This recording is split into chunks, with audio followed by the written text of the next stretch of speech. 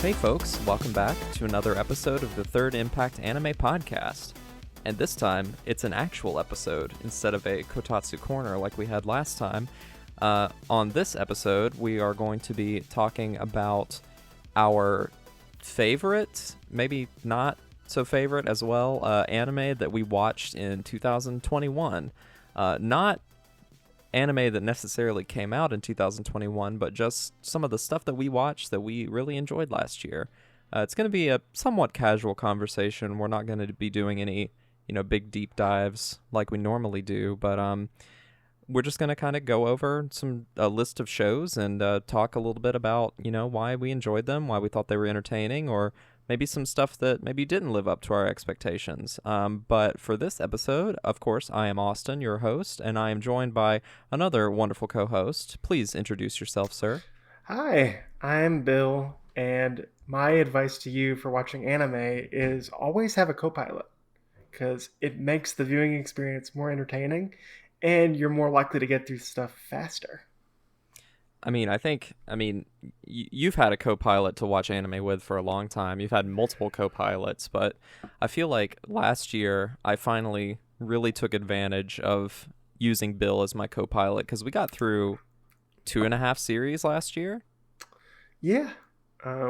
We got through Giant Robo. We did that. Mm-hmm. We're currently halfway through Glass Mask.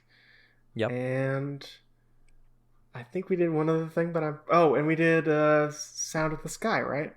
Yeah, Sound of the Sky. Yeah. So I fully endorse that. Having just sort of adopted that methodology, Bill is 100% correct. It's a lot easier to get through, sort of large amounts of anime if you actually watch them with people instead of trying to do it by yourself. So yeah, it's pretty good advice, my friend. Thank you. I'll be writing my book about it coming out next year. How to Watch Anime by Bill Foreman. Yep. Esquire. TM. Well, I guess let's just go ahead and get into it. We've got a list of probably about a dozen titles for each of us that we're going to be briefly discussing. We may not get to everything, but that's totally fine. Bill, hit us off and give us one of the things that you really liked watching in 2021. Okay. One thing, I would say it's not a show, but a franchise I got into this past year was Jojo Bizarre Adventure. Excellent. I'm so glad that you're finally in the JoJo's family. Yep, it took me forever because the overhype annoyed me, but I finally got past it. Mm-hmm. And it's really good, y'all. It's really good. And here's why it's good. One, Araki is really good at being very creative with his fight choreography and the power set with each series. And so you always are going to get a unique fight no matter which part you're on. And the characters are quirky and interesting enough that it keeps you engaged. Mm-hmm. Not to mention, who doesn't love Roundabout? Yeah, I totally agree. I'm really glad that you finally got into JoJo's because I've been watching JoJo's like every season that comes out since the beginning of Stardust Crusaders season 2, which at this point, gosh, that was like 2015 maybe. That was a while ago. Yeah, it was a while ago. But yeah, I think JoJo's is it's so much fun. Like it's super popular for a reason, I think, because it's like just so outlandish and so well paced. And like even JoJo's at its like maybe JoJo's at its worst or like JoJo's at its like most boring is still like really, really good. Like I know you mentioned that you did not really click with Diamond is Unbreakable that much, which is of course objectively the incorrect opinion. But you would probably still say that even the JoJo parts that you didn't like as much, you still enjoyed, right? Yeah, I would say from what I've watched, there's not really any bad JoJo. There's just parts that you're probably gonna like more than others. Mm-hmm. Like I I enjoyed part 5. Uh, wait, no, part 4. There's so many Mm-hmm. parts. Part 4, because some of the characters were really interesting, and of course there were some really good fights. But as a whole, it wasn't my favorite. Mm-hmm. Yeah, like I kind of feel the same way about part 5, Golden Wind.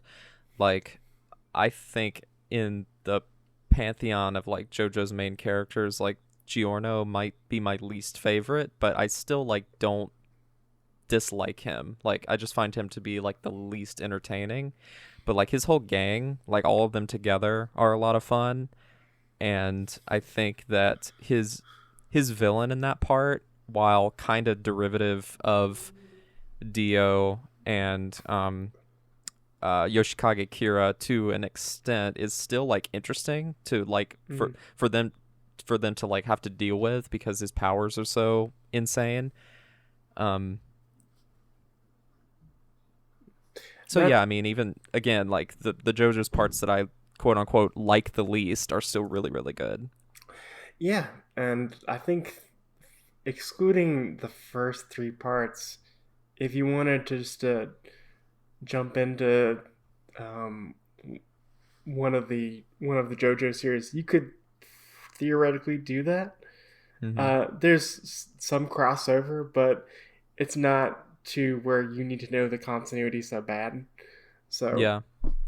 I mean, I think that, I mean, you yourself, you can probably speak to this, that starting from the beginning makes the payoff like really sweet. Like being able to follow these characters, and whenever you see characters pop up that you haven't seen for a long time, that can be really satisfying. But I mean, I guess if you just wanted to skip to the most recent part, like if you wanted to skip to Stone Ocean, I mean, I guess you could, but why would you want to?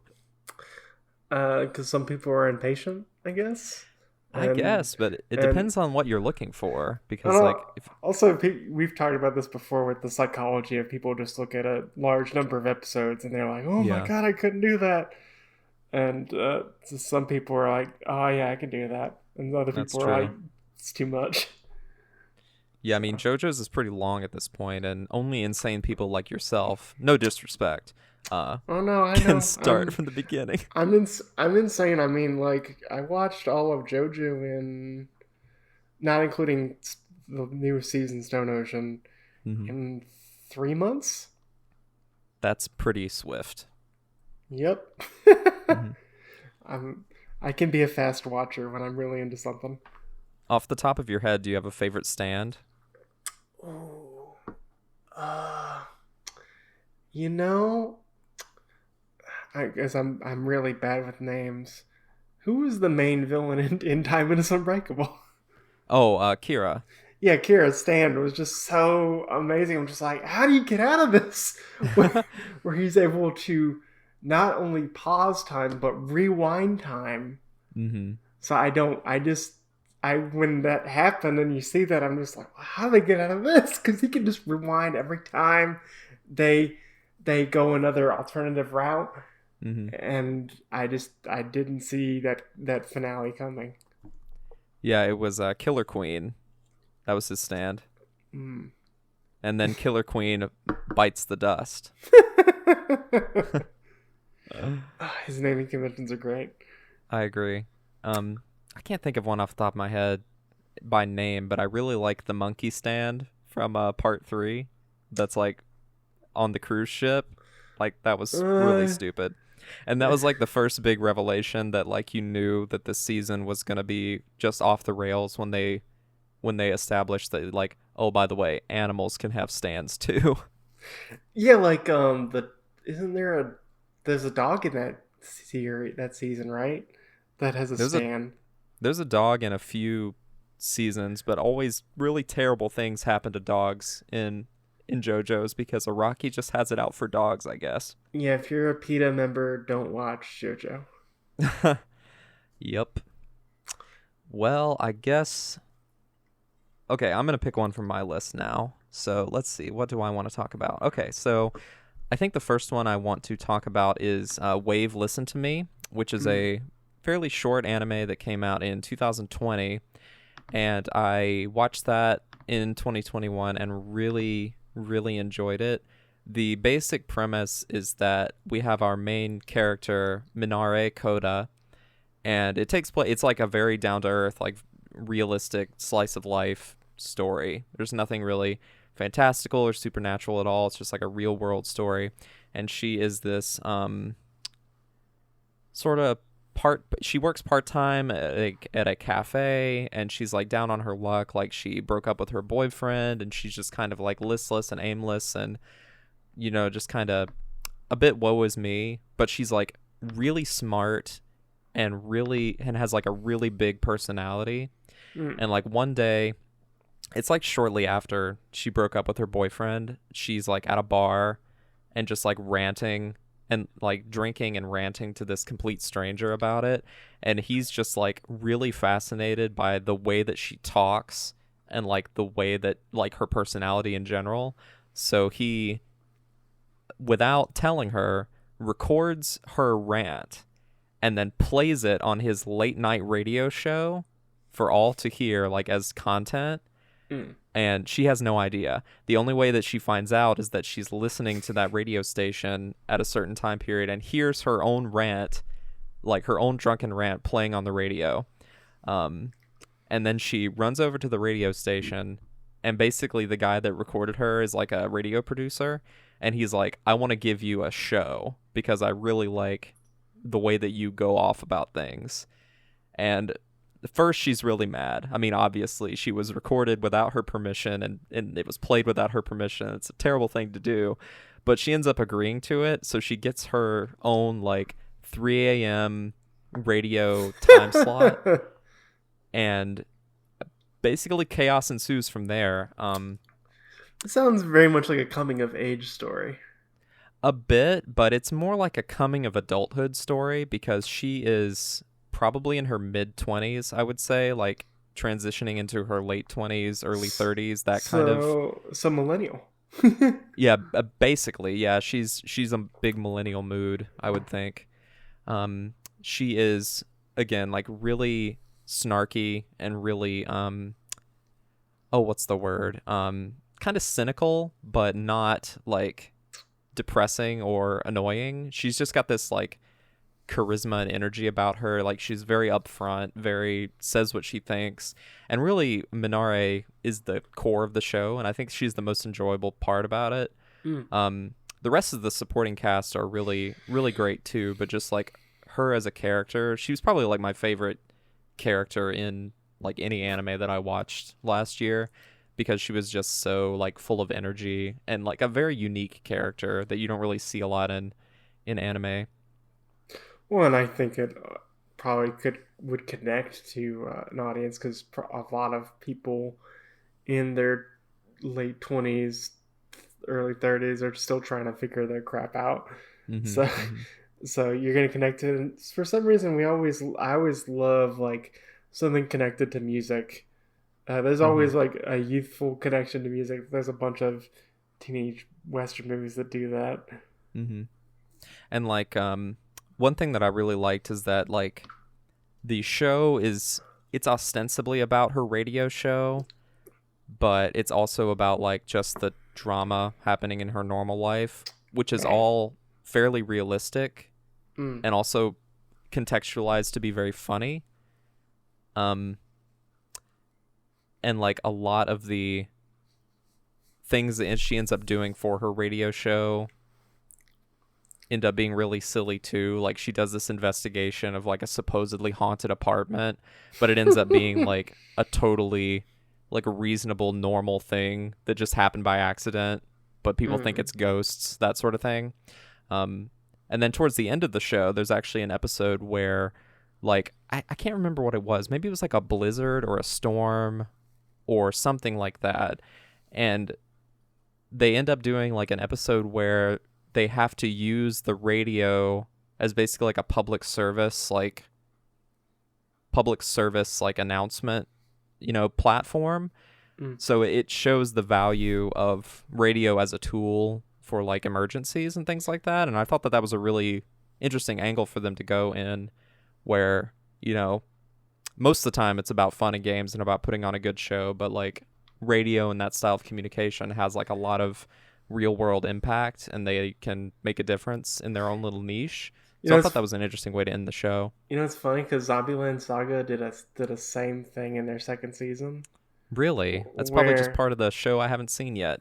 where well, I'll try not to spoil too much, but they the girls of Franchichu find a radio station and get a time slot, Mm-hmm. and there's a weather event that they have to deal with, and they use the radio station to get the word out.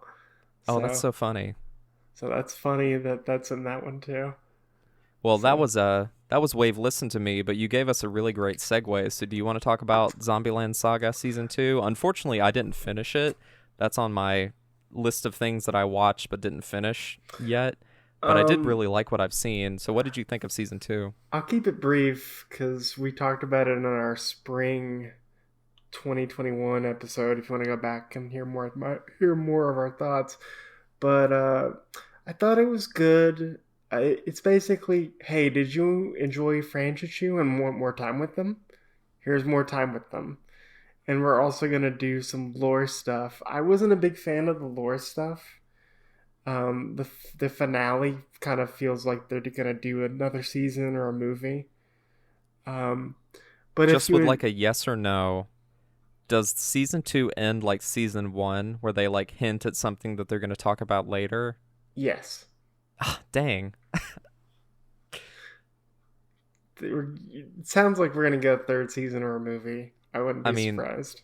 That's fine. I like Zombieland Saga, and more of it is cool. But like, they should stop doing that.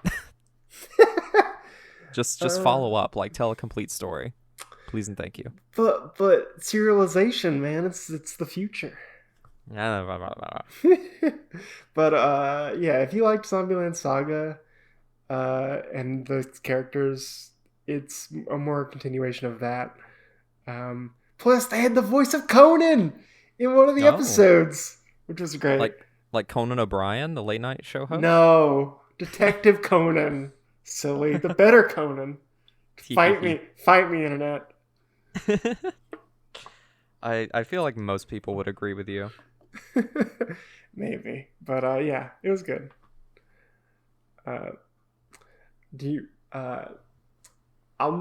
I'm gonna do another brief. This is a complete opposite segue, but another huge franchise I got into this year was Fist of the North Star. Ooh, do tell, because I know basically nothing about Fist of the North Star, even though I have one of the video games and 2 of the manga volumes. I got so into Fist of the North Star this past year. I watched all of the original series. I've been buying the Viz re-releases as they come out, and I bought the video game that the Yakuza, the studio that makes Yakuza, made. So I got really into it. So a lot of people compare it to JoJo's, but do you think that that's fair? I could see the comparison because it's very much a tough muscular guy, Kenshiro, going from town to town and destroying people.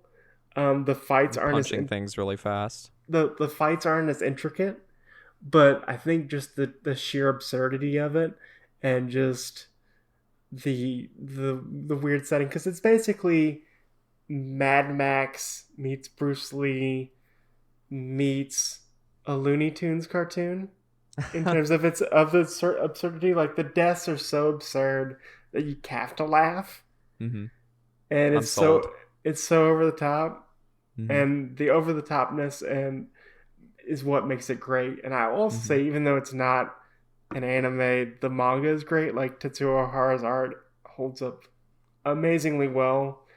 I could see why his art has inspired people like Araki and a lot of other manga artists. Like the big bulky, his character designs are very big and bulky and very 80s muscular.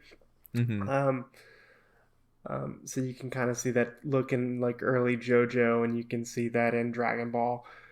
But yeah, So do you like Kenshiro more with the beard or without the beard? Probably without the beard. Okay, gotcha. But yeah, uh, it will. I'm rambling. You should check out Fist of the North Star. I would recommend if the anime is a bit overwhelming because of the episode number. It's like 100 episodes, like the first series. Mm-hmm. And also the art is a bit dated because it was made in the early 80s. Go read the manga because that still holds up really well. I'm pretty sure it's on streaming on like Crunchyroll and maybe on Retro Crush as well.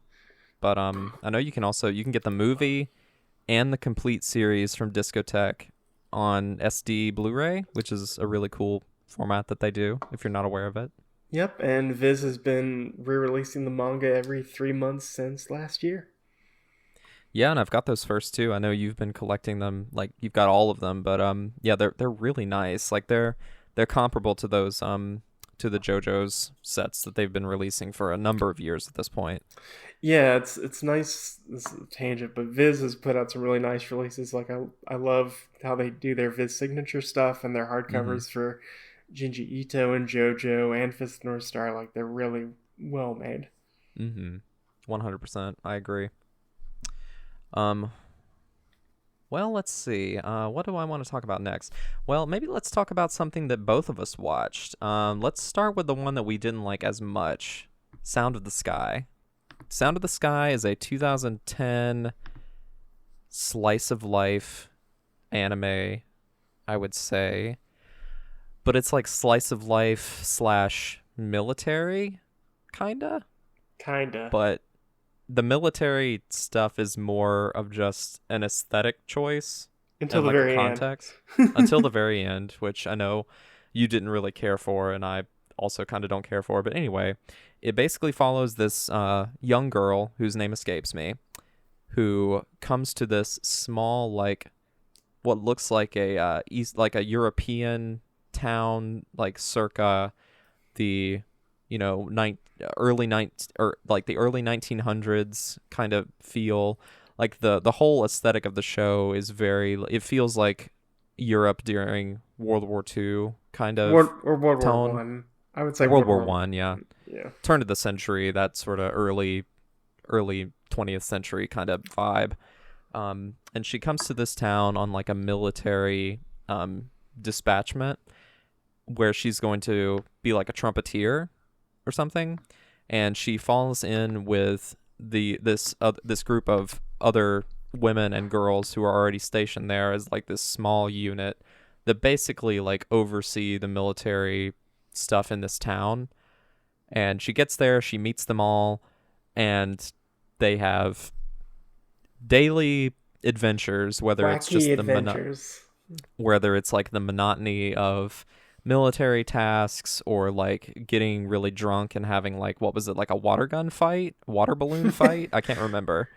Was it water guns? They also did like a noir 1930s parody. Yeah, which was out of nowhere. And I think for Sound of the Sky, it has a weird tonal shift.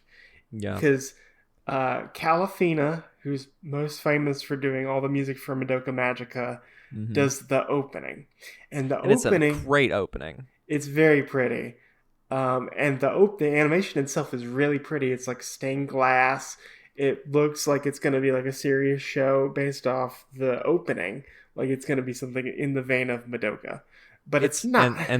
And the opening uses, I can't remember the name of the artist, but it uses like it uses a motif that's like very famous from a specific artist that I can't remember off the top of my head, so I feel really bad. So you continue, Bill, and I'll look that up. But it's a tonal shift because you think it's going to be like a serious show, but very much it's very slice of life, wacky adventures for most of it. And it's mostly a light comedy of these girls doing either like what Austin said is light tasks or tasks around town and interacting with the village because they're far away from the war effort in the story, that they're not having to deal with the after effects or the mental or emotional effects of the war that's happening in this story until the very end. The artist is Gustav Clement, Okay. who's an Austrian. But yeah, I agree. I mean, it's like it's like a show that sometimes is like K-On! And it's very K-On!-esque because even the character designer is the same exact character designer as K-On! Like some of the characters look very, very similar. They basically look like one of the characters looks like Moogie but with glasses. Like the other one of the other ones looks like Mio but older.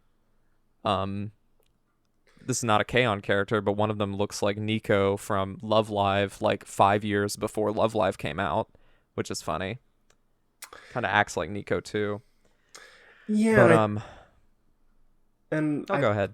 I think the issue that for most of the series it's kind of light, wacky adventures, and then towards the finale they do a hard left turn that soured Austin and I because we Mhm. were so used to this much lighter tone, and where the war gets super serious and the tone gets super serious. And I think Mhm.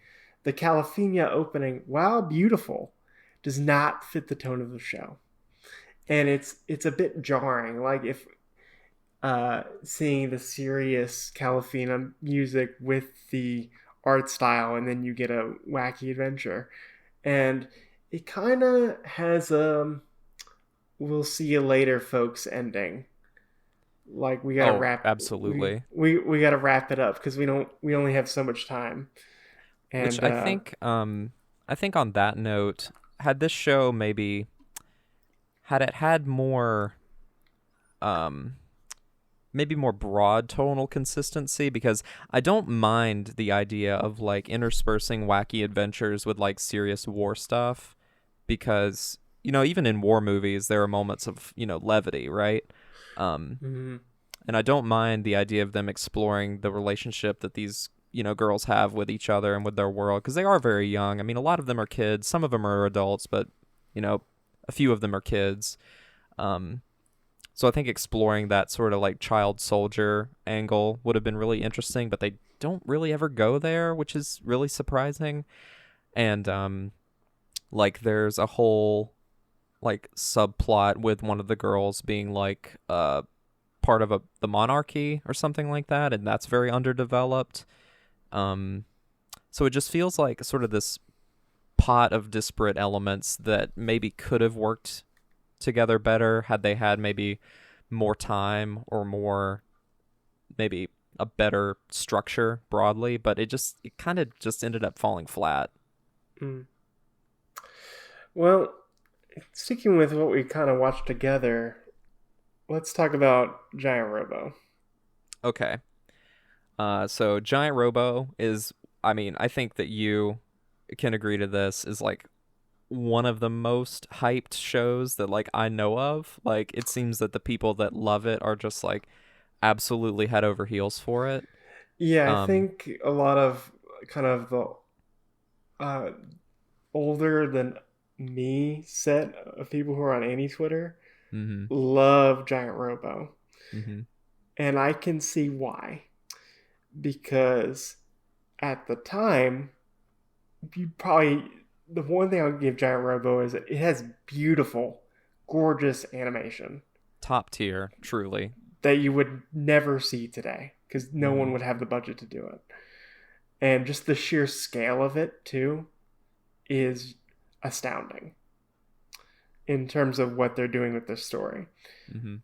Um, but um, for I didn't love Giant Robo. I can appreciate it for what it did, and I can see why people love it. But the story I could never connect to because there was Mhm. so much going on, and they only had so much time because this is an OVA series Mhm. where they had this character and this faction and this group, and they were trying to this grand backstory they were trying to tell, and this kind of global threat that they were dealing with, and it all just kind of turns to mush in terms of the story for me. Yeah, I mostly agree. I mean, I'm the type of person that like aesthetics and execution can go a long way. But having said that, I do think that like Giant Robo kind of leaves something to be desired in the narrative front, because it seems like focus really hard on certain things, but other things are not as clear. And there's a lot of things that are just kind of vague. And it was kind of hard to follow and kind of hard to connect with, even though the aesthetics and the animation, like you said, and the character designs are just like all out of this world great. But it seems like one of those things that you like, the more I learn about Giant Robo and like the context of where it came from, the more I appreciate it. But I still think it has like those flaws that make it like difficult to approach as like a standalone work that you're consuming like on its own merit. Does that make sense? Mm.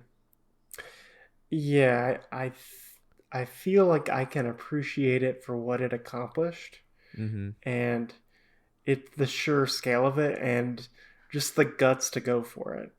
Yeah. I have to admire that. But for me, I think if you're an animation fan and you just love key animation, I forget the term for this type of fans. Sakuga. Yeah, Sakuga fans. It's You'll Sakuga, Bill. no, thank you. Uh, the you'll love Giant Robo, but as someone, for me, I'm more focused on narrative because I can create the most visually dazzling animation in the world, but if I don't have compelling characters or a story, then you're not going to care, in my opinion. And that's a me thing. But I can understand why people of a certain age love Giant Robo because this probably blew people's minds when you first saw it. If you got into anime for the first time and this is one of the earliest things you saw, you probably loved it. Yeah. No, I mean, it's epic. It's epic, but I just think it kind of loses me. Like, some of the characters I liked, but they felt like not fully fleshed out, not fully realized. But I mean, I don't. It's tough because like it is good, but it's hard to really give. It's difficult to give like a full-throated recommendation. Yeah, just the cast is way too big, and because of the runtime they had, even though they had the budget and the OVAs weren't short, they're about an hour in length. Yeah, like between like 45 and an hour and 10, something like that. Even with that run length time, it felt like there's way too much story being told, and the cast of characters was way too big, where I couldn't keep track of it. Where I couldn't keep track of anything. Mm-hmm. We still haven't watched the Genrei OVA, following her specifically, and I thought she was probably the best character. But we'll get to that eventually, one day. One day. Yep.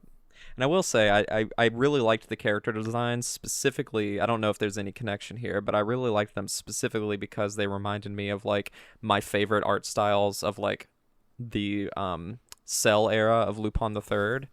Like they're characters that are like kind of noodly, kind of exaggerated, but like really clean, slick, cool, nice silhouetted designs. So I guess since we mentioned Lupin the Third, do you want to talk about some Lupin? I think I'll talk about part 6. Okay. How was part 6? It's interesting because if you follow Lupin Twitter, people are very love-hate with this show.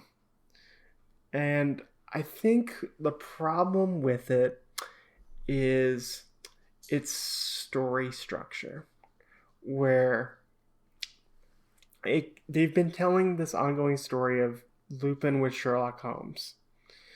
And I think people when it was first announced it was going to be Lupin versus Sherlock Holmes, you thought it was going to be more of a traditional Sherlock Holmes and it'd be an actual versus. But it's not. It's very much like the Conan versus Lupin, where it says on the tin they're against each other, but they're really not.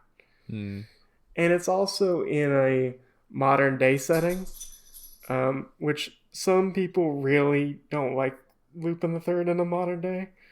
I know people had issues with part 5 because of that.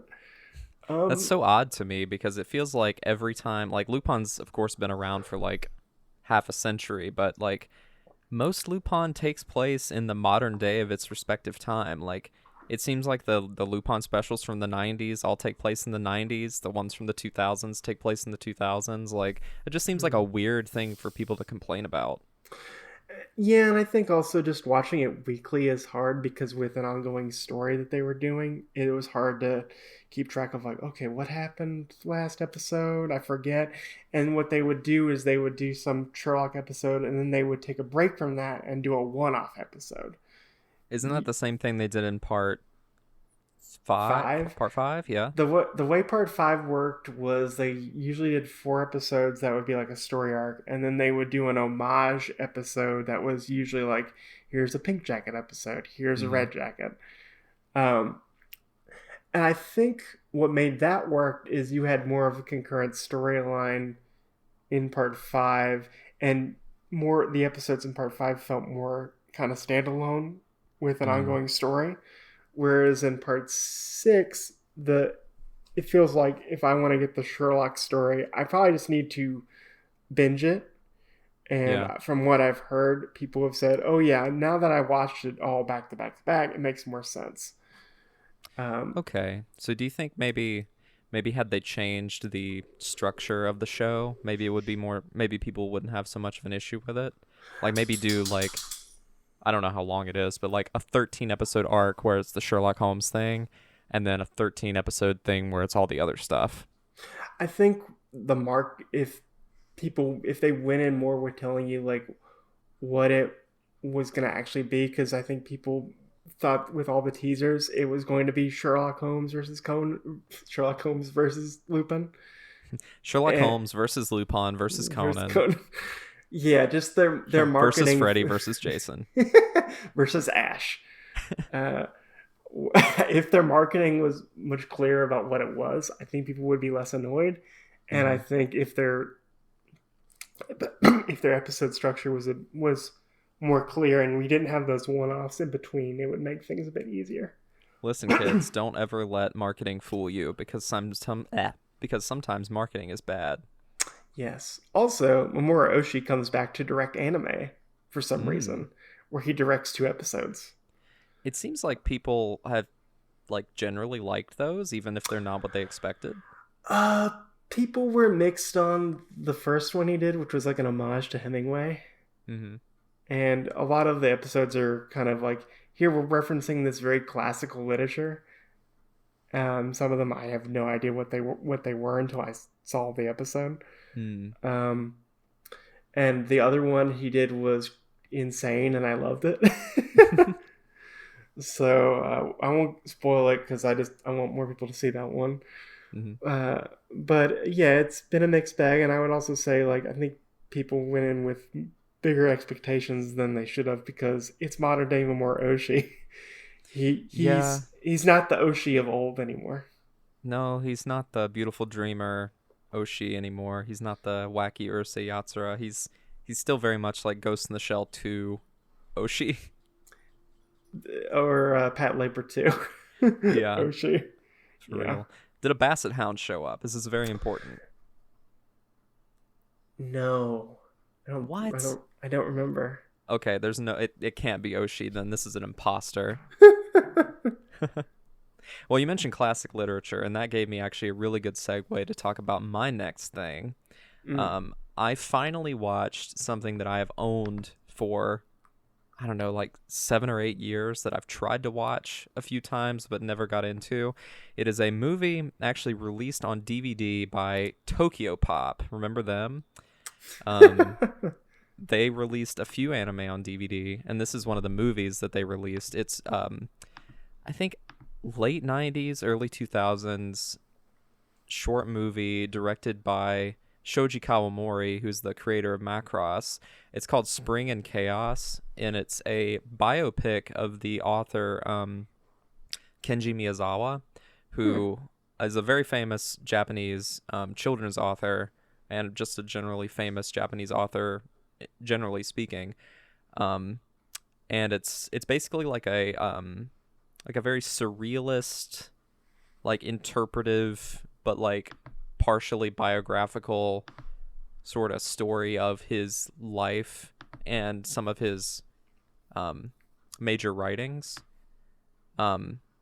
He was probably most people would know, like most people in the US or most anime fans would know him as being the creator of Night on the Galactic Railroad, which is a very, very popular like Japanese classic.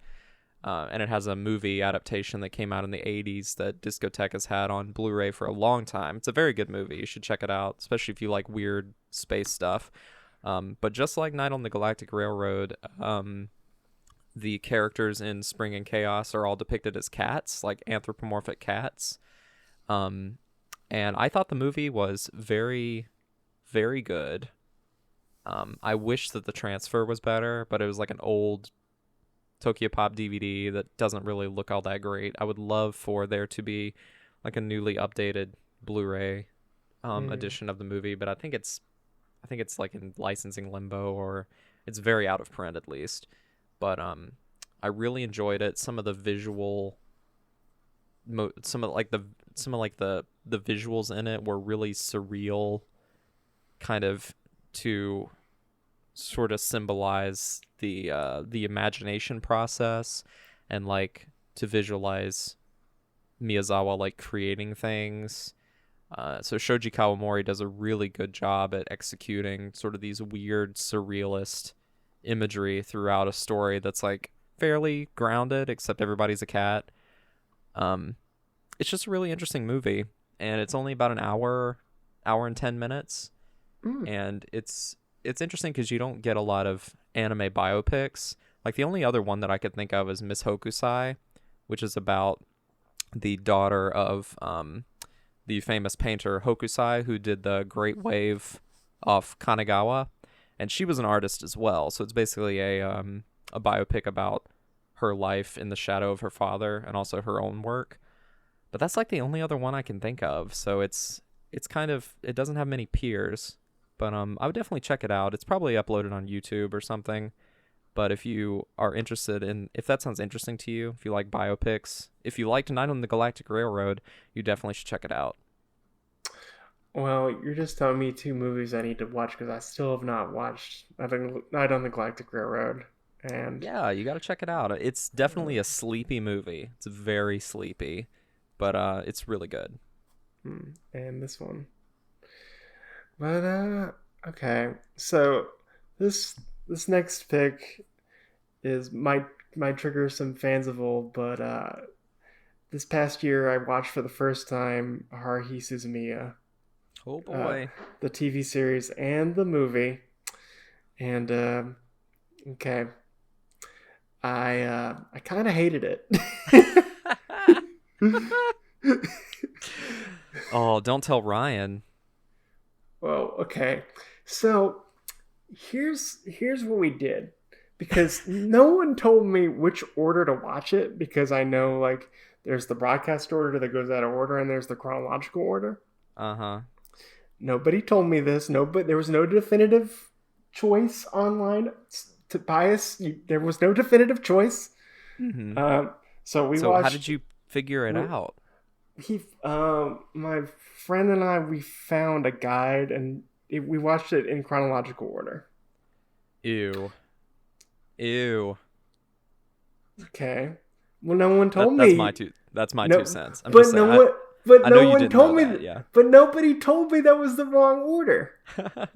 Well, that's just my opinion. I mean, some people would like ride or die. But the way it's been framed to me is everyone's basically, from what I've heard from you and Tobias, is that's the way to watch the show. But nowhere online did it say that. Not on Reddit, not on Twitter, nowhere. See, this is why you avoid the situation completely and just don't watch Haruhi. But okay.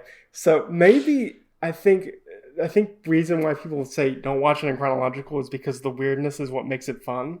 Mm-hmm. But I would argue that the other problem is we did Japanese sub over dub, and the guy who voices the main guy in Kion and Haruhi, his voice is so monotone. He put me to sleep. Where I basically at the halfway point just said, I'm not watching this if we don't do the dub anymore. The dub is Um, very good. Like I'll give it that. Like I'm not a huge fan of Haruhi. I may sound like I'm really down on it, but I think it's like no, okay. you're sounding like sunshine and rainbows compared to me. Well, But yeah, that's fair. I probably like it more than you do, but I but don't like it that much. It's okay. but no, the dub was really good because I didn't realize like Crispin Freeman before he Yeah, only does video game stuff is the main guy, and um, he makes it Michelle basically. Michelle Ruff is in it. Hmm. Um, and a couple other like if you've been around the block, there's a couple other known names in Wendy there. Lee is Haruhi. Yeah, Stephanie and Shea is Mikuru. yeah, and I just did maybe with the weirdness it would have made me like it more, but even with that weirdness, it's just like Haruhi's not a likable character at all. No. She bosses people around, and it's not in like a fun, cute way. It's very like bossy in your face, and I Hmm. think why people liked it was because one, it was weird because of it being out of order, and two, because of the sci-fi plot that's Hmm. in the show. But it's very but if kind of watching it in chronological order, hearing the sci-fi plot, it is very much like Mamoru Oshii doing philosophical deep dives. Hmm. It feels like, and I just never connected to anybody because it just felt like her. It's just Haruhi bossing everyone around and treating everyone like dirt, and I think that to me was just not compelling. I liked the movie a ton more. The yes. movie was so much better because the movie had an interesting plot that I actually cared about, where it had a conundrum of just like, how is this happening? Where time is out of whack, and he's got to solve that. And I enjoyed that plot. It kept me engaged, but with just the comings and goings, the characters weren't engaging for me to enjoy the wacky hijinks. They just seemed kind of muted, Yeah. or um, just I just didn't know. Oh, I should also know I did like the end song that everyone danced to back in the day. You can't Oh deny yeah. that song It's a is great. classic. That song is great. But Hmm. no, I mostly hated Haruhi. Yeah. No, I mean I agree. I mean I think some of it still kind of holds up, but a lot of it doesn't. Like it very much has. I mean, it's not the worst offender of this by any means, but it kind of has that mean-spirited anime humor that was kind of popular and like everybody thought was just hilarious for a long time. That has definitely fallen out of fashion. And Haruhi herself is just like so frustrating and like mean to people, It's and like also very much like we're gonna be loud in your face, kind of like the first Fruits Basket show a little bit, hmm where all yeah, that show is very much a lot of yelling, um, and that which was definitely a thing for a while. which was a thing, but for me that's just not my thing anymore, and Hmm. I can get why if you grew up with it, you probably liked it because it was your first kind of weird thing, Hmm. but I I just outright hated hated the Oh gosh. the TV series. I'm sorry, Ryan, if you're listening. I'm glad you enjoyed it, and uh, I'm happy for you. But it's up there with some of my most least favorite shows. Dang. Well, there you have it, folks. Well, I guess my pivot, you did something that was kind of slice of lifey, and I think okay, you did something that was slice of lifey with aliens, basically. So I'm gonna do the same thing, but with a show that I think is really good, that is mostly a comedy that I think you would enjoy, Bill. And I know that you're kind of, a little bit so-so on anime comedies. Um, I recently watched Hinamatsuri from 2018.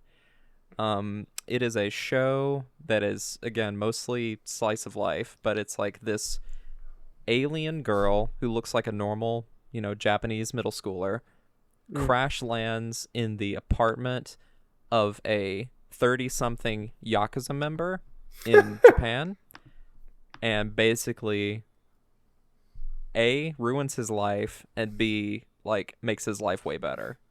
Um, it's a very silly premise, of course, and like basically it just kind of goes from there of this Yakuza dude basically becoming like a father figure for this orphaned alien girl who like can't leave the planet for some reason. And as the show goes on, of course, more characters are introduced. Like you see how Hina, the main character, like interacts with the world. Like she starts going to school and she starts like making friends and like learning what it's like to live on planet Earth and not be a weird alien with superpowers, even though she uses her powers quite a lot, mostly to very funny extents. And to see like the Yakuza guy's reaction to that, and also him evolving over the course of the show to be, you know, more caring of Hina, rather than thinking that she's just like a parasite or a burden, because she's like constantly asking him to like buy her very expensive sushi and things like that. It's very sitcom-y, but it's very dry humor. Like Hina herself is like very downplayed. She's always very monotone, but really, really funny. And like watching the Yakuza guy like overreact to everything is really great. And there's a great extended cast of characters. Like there's another girl, or two other girls actually, that come from Hina's home planet and crash land on planet Earth, but they crash land in very different contexts. Like one of the other girls basically crashes and she becomes homeless for a while, and she basically has to live for a period of time with some people in a homeless camp. And I thought that was really interesting because it was a very non-stereotypical, non-judgmental, very human portrayal of like unhoused people living in Japan and just like what their day-to-day life is like. And she experiences that and sort of gets to understand what their hardships are like. And I thought that was really interesting, because I know just kind of like everywhere, homelessness can be very stigmatized, and we can have all of these assumptions about, you know, unhoused people. But this was, you know, really, without sugarcoating anything, it was a nice look into what their life can be like in a homeless camp.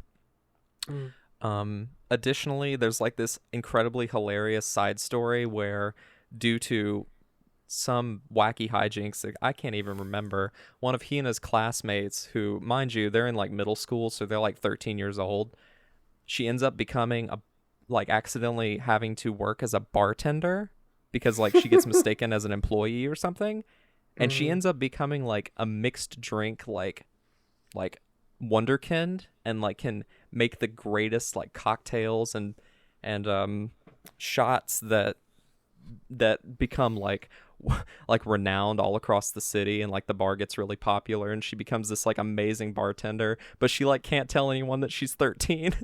It's really, really funny. I'll have to try this show out because I'm a bit, I call it 80s yuck yuck, which is like, when I say 80s yuck yuck, it's very much comedy that was popular in the 70s and 80s, of like misunderstanding comedy. And sometimes that works really well and sometimes it doesn't. So I'll give this show a shot, but sometimes that I'm not as engaged with that. It sounds like an interesting premise.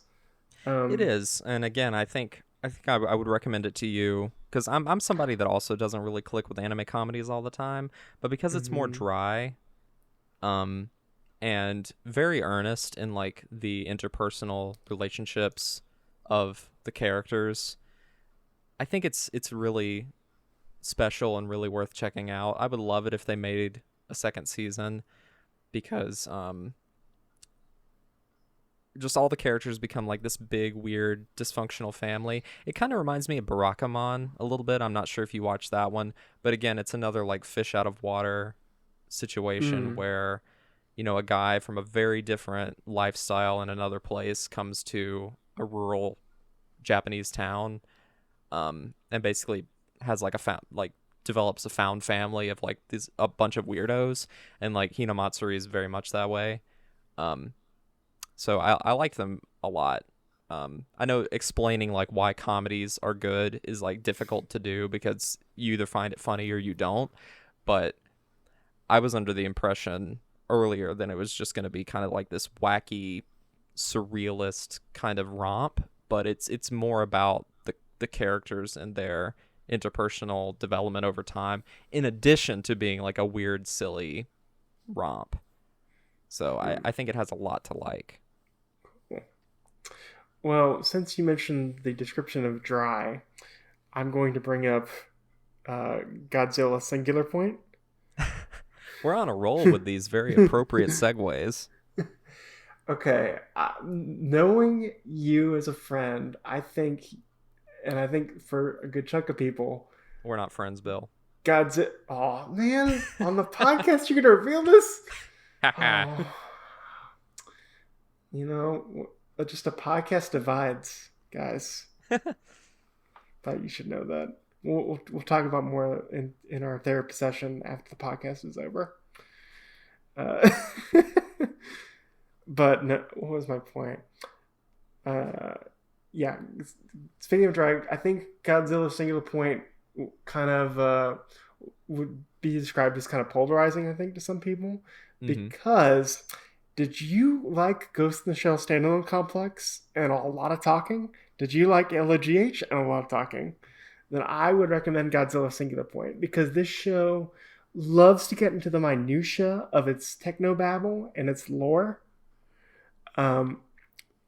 which I really enjoyed and got into.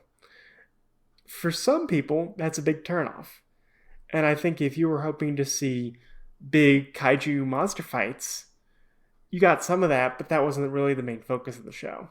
And also, I couldn't keep up with anything either, but I could follow the plot pretty well. And that's coming from someone that was able to follow LOGH okay. Yeah, this was also on my watched but didn't finish list and I really did like what I saw. I just didn't finish it because I'm bad about watching anime, but I did really like what I saw. I saw like maybe the first third of it, and there's definitely a lot of technobabble, but I thought that like the action set piece sequences were really good for what they were. Like, I loved the stuff with Rodan in the beginning. Like, I know some people thought that the CG on Rodan himself was like kind of weird, but I thought it worked.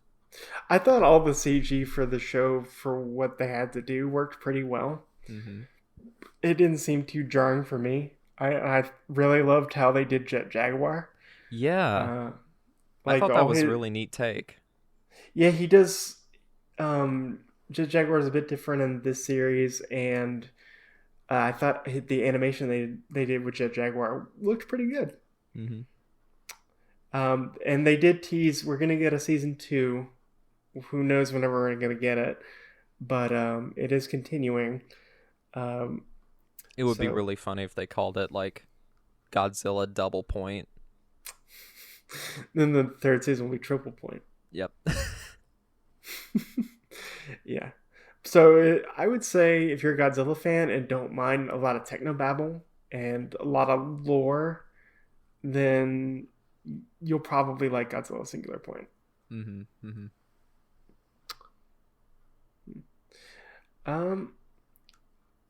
Sorry, I'll keep this one brief. I also watched Beastar Season 2, which we did an episode on Beast, the first season of Beastars, like a year or two ago. So you can go back and check that out. Shortly after it came out, like maybe a few months after it came out. But I mean, I think we might be obligated to do an actual episode on Beastars Season 2, so maybe just keep your overview vague. I'll say it felt like a different story. Okay. It felt like they shifted the focus. And I think that kind of threw me off. I enjoyed it, but I was not expecting that. I thought there was going to be a continuation of a certain character relationship, which doesn't really happen. There's some other stuff that goes on with other characters that continue, and they pick up certain plot threads from the first season, but other ones kind of get dropped or not focused on. Maybe they will for the next season. What studio is doing it? It's Orange, right? Yeah, Studio Orange. Who did Land of the Lustrous. Yep. So we'll see what happens with their next season because they already announced it, and I think they're going to do also another final season since the manga is now done. So I think they're going to animate all of the story. It's going to make me very sour if they make three additional season, or excuse me, like two additional seasons to Beastars before we get a second season of Land of the Lustrous. Uh, Probably that manga money is helping them motivate to do another season. I guess so. I mean, it looks like Beastars is like really popular, and I don't know if Land of the Lustrous is even close to being as popular as Beastars, but I don't know. I feel like, I mean, Land of the Lustrous was that's getting a little bit long in the tooth at this point, and that anime was at least very critically praised. I don't know how much money it made, but I mean, it's not a full adaptation of the manga, so you would think that they would be planning to make another season at some point. Who knows? Who knows? Um, well, I guess I'll talk quickly about two. Well, I guess three, four. Okay, so I saw four anime in the theater in 2021. I'll start with, I guess, the most furthest away one. The first one was Demon Slayer Mugen Train, which probably needs no introduction, and I'm not going to talk too much about it because we did a whole podcast on it. But after that, I saw Children of the Sea, and that is a Studio 4C production based on a manga, and I liked it, but it was very bizarre, and the story was very difficult to follow. And I think one of the primary reasons is that it's adapting a somewhat long source material into a much more compact, like hour and a half package, or maybe 2 hours.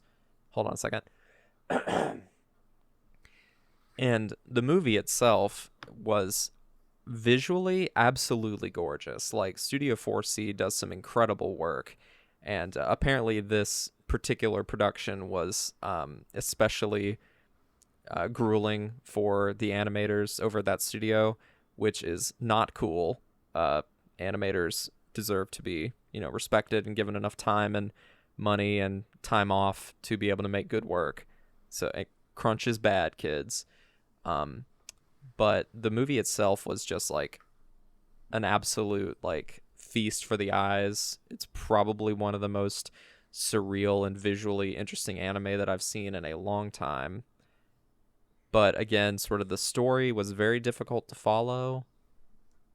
But I still enjoyed it. Like, I liked the experience of seeing something that weird and that visually interesting in the theater. So I'm really glad I was able to go see it in the theater, because I feel like if I were watching it at home, the feeling would not be quite the same. But there's something This about sounds. seeing. Oh, Go ahead. go ahead.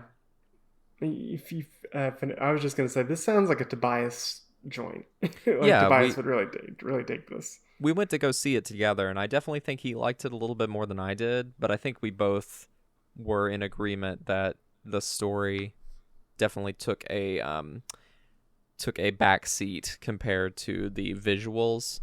And they had like a little brief interview with some of the creators before the movie, or maybe it was after, I can't remember. But they basically admitted to it. They were just like, just worry about what this movie makes you feel. And I'm just like, so you know that the story makes no sense? I'm sure maybe the story is really good in the manga. Maybe I'll read it at some point. But I mean, if you like really weird, wild visual stuff, I mean, you got to watch it. Another one that I saw in theaters was a movie called Josie the Tiger and the Fish, which was released by Funimation. And that was an interesting one because it's basically like a love story between I might be a little bit fuzzy because the movie is kind of, it's difficult to remember. Some of the details don't really stand out in my mind, but it's basically a love story between a boy and a girl that he basically comes to like be an assistant for, like at her house, because she is she is homebound, and also she is wheelchair bound, but she also is homebound. Like, for some reason, she lives with her grandmother, and she either can't or doesn't leave the house, mostly because it seems like her grandmother won't let her. Mm. I think the angle is that, like, her grandma is worried that because she like lives life in a wheelchair, that she can't function out in the world, which is a very, very dated way of thinking about people with physical disabilities. Because everybody knows that, people with physical disabilities can live very, fruitful lives, even with their disabilities making things difficult for them. But it just seemed like a very weird, kind of outdated thought process to see in a movie that came out in 2021. Well, it could be that's because there are overprotective parents. Yeah. That are very protective, and it's probably the parent at the time is growing up with taking care of this child who's had this disability, and so they've had to learn to adapt and adjust, and that makes them over worried and over analyze everything. So I can kind of see that perspective. It's really a movie that I would be very, very curious to hear your take on, Bill, because of your mobility. But like, everything about it just seemed like very old fashioned. And I looked into it, and apparently it's based on a work that came out in the 80s. So maybe sort of that generally old fashioned approach to people with disabilities, and like thinking that they can't do anything because they have a disability. Maybe it just comes from the fact that this is like based on an older work. But I would have really liked for them to sort of, and it's a sweet story, I will give it that, it's a sweet story, but like I would have liked for them to maybe update some of these thought processes a little bit better for a modern adaptation. Little sidebar, I'm surprised that Funimation put this out, because this seems something that's more like 11 Arts or G Kids that they would do. I agree. Is this a standalone movie? Yeah, it's a standalone film. I think it's been adapted into like a drama before. I'm not 100% sure about that, but I mean, I'm just kind of torn on it, because it was a good, sweet movie, but it was just kind of hard to swallow how dated some of the things felt in it. I definitely need to check this out. Yeah, for sure. I would love to hear your perspective on it. Is it streaming on Funimation's service? Probably not. Probably not. This was back in like the middle of summer, maybe late summer, that it came out in theaters. So maybe at some point. I feel so bad because I didn't hear anything about it. No, it was not very well publicized. I would have loved to go see it, but this is the first time I'm hearing about it. Well, I'll keep you updated if they put it up on Funimation Now or release a Blu-ray or whatever. Okay, it still had not gotten a physical release either yet. No, I don't think so.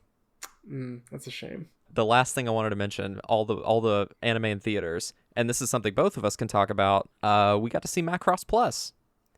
Yeah, that's what I was going to talk about. Oh, okay, got you. Well, I'm not going to say too much about it because I spoke about it on, I think, the Fate Zero episode. So, Bill, you tell us, what did you think about seeing Macross Plus for the first time? It was interesting. I went in completely cold, not knowing anything about it, and it was interesting, like knowing who made it, because it's the Cowboy Bebop team of Keiko Wakamoto and rest in peace. Yeah, R.I.P. and Watanabe. I could see a lot of bebop in it to some degree with some of the music choices and some of the characterizations. I was not, well, I don't know if this could probably be its own podcast, but just the complex relationship between the three main leads. That storyline I was not expecting, and the big reveal with that, I was like, oh, okay. That was a little out of the blue for me. And Let's see. The visuals in it are really gorgeous, especially when they do the big concert at the end. It's really pretty, and also the fight scene with the two planes are really well done. Mm-hmm. I enjoyed the movie. I really liked it. I didn't love it, but I really liked it. That's kind of how I feel too. I think it's very good, but it's not like a favorite, I guess. I think I really appreciate. Well, I appreciate it for a number of reasons. Like I think the idea of like this AI idol that goes crazy and like tries to kill people is both amazing and like weirdly prophetic for that time period. Mm. Because it's basically evil Hatsune Miku or like an evil VTuber that like goes rogue and wants to like murder everyone, which that's fun. And the scenes with Sharon Apple, like the concert scenes, are just like chef's kiss. Like that's great stuff right there. Really great animation. Yes. All the stuff with Sharon Apple is really great, and Mm-hmm. also it feels like there's a bit of Ghost in the Shell in there too. Yeah. Especially when with Sharon Apple interacting with our main three leads. Mm-hmm. Mm-hmm. And it gets really dark at points, like when what's her name? Who's like the Mune? main Mune, when she goes into the control center and then the tentacles sent by Sharon Apple grab her. And Mm-hmm. it's all dark and just like ooh, it's really creepy. Mm-hmm. I would be interested to see they because I know Macross Plus is not that popular in Japan, but it would have been interesting to see how they would have executed this in a longer TV format, because Macross is Yeah. primarily a TV series, Mm-hmm. and it would have been interesting to see how they would have handled with more time the complex relationship between the three leads. Yeah, if they maybe, because I know that Macross Plus the movie is a truncated version of the 4 episode OVA, but it would have been interesting to see it expanded maybe as to like a full like 12 or 13 episode TV show. I think that would have been neat. But I think generally speaking, it there's not that much It that did I what it think I needed to would. do. Yeah, I don't think there's that much I would actually add to it, but I just think your mileage may vary on how much you care about the central cast and their relationship to one Mm. another. Mm. Um, but yeah, I think Macross Plus still holds up. I still think it's pretty good. I think it's a really interesting look at like a show that's about events that we're not aware of, like characters recalling traumas from their past, like in the present, Mm. kind of like what Cowboy Bebop does with the stuff with Vicious and Julia for Spike. And I really like stories like that where you jump into characters that bad things have happened to them in the past, and like the story that you're seeing is like them having to confront that or unpack that in one way or another, and the successes and the failures that can come along with that. So I think in that regard it's like really good, but again, your Mm. mileage may vary on how much you connect with that. Yeah, and just a little bit of a sidebar. It's cool that this got a theatrical run, and it was not run by the usual Funimation G Kids. It was run by Big West, which Hmm. was kind of funny because before the movie started, there was this whole promo of like the history of Macross. I'd missed that. Our theater didn't show that. Oh, I'm sorry you missed that, because it was funny because it was straight from the Japanese showing, and they just put subtitles over it, which was kind of funny. And we're seeing more Macross. All the Macross music, I think, is on Spotify now. Hmm. So this is a big sign or hope that Big West, either independently or working with somebody, will get Macross proper, maybe finally here Hmm. uh, to the US, which would be very nice. I know it's not quite the same, but Funimation earlier this year did release the remastered Blu-ray of Robotech on home video, and I know that that's Robotech and not Macross proper, which is what most people really want. But I mean that might be a signal that stuff's coming. I would absolutely love to see. Okay, well, one thing that I was very disappointed about, and I mentioned this whenever I talked about it on the podcast earlier, is that I thought the visual quality was a little bit lacking. So I would really like to see like an actual good, high quality transfer home video release of Macross Plus, because I've never seen it look good. Like the only time I've seen it is on the old Manga Entertainment DVD and at this and it theatrical screening. and it looked like they ripped just the manga entertainment DVD. That's exactly what it looked like, unfortunately. And on a big screen, you can really tell. Yeah.